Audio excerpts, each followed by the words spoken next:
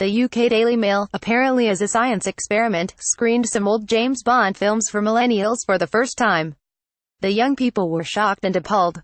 These, even the later ones, are racist and even racist.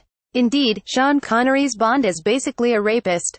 The problem is that Bond's problematic relationships with women have been well known and commented on for decades.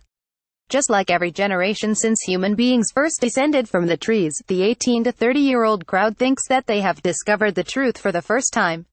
James Bond was a male fantasy cartoon character. Bond was a strange kind of spy. He was supposed to work for a clandestine service, yet everyone in the world, especially the bad guys, knew that he preferred his vodka martinis shaken, not stirred, that his number was 007, that he carried a Walther PPK, and that he had a license to. Bond was essentially a cartoon character who could have any woman he wanted, anyone he wanted, so long as it was for Queen and country and look stylish doing it. The modern idea of consent being conveyed with a detailed contract filled out in triplicate and notarized would have raised an eyebrow and perhaps, surely you're joking. Besides, Bond lived a lifestyle that would have hit an ordinary man as early as his 50s. He drank his vodka martinis like a fish and chain-smoked. He was in a profession that the law of averages suggested that he would stop a bullet or get hit by an elaborate machine devised by a Bond villain sooner or later. The myth of the Bond girl, the idea that most people have of the typical Bond girl, is of the simpering little thing who murmured, "Oh, James," while the British spy went to work seducing her.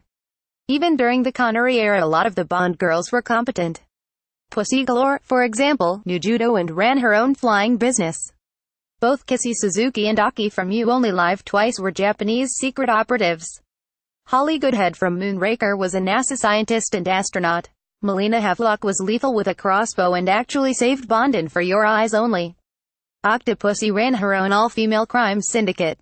The list goes on, but the standard fate of all of these capable women is that they must wind up in bed with Bond, not because he forces himself on them, but because he is Bond. James Bond, thank you very much.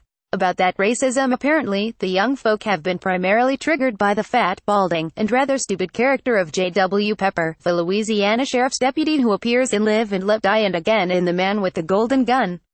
Old J.W. was a racist. He was deliberately drawn so because it was something that millennials may not know about, that being comedy relief. Audiences in the 70s dealt with that sort of thing by laughing at it. The young folks may want to try that sometime. Laughter is far less stressful than running in terror to the safe spaces.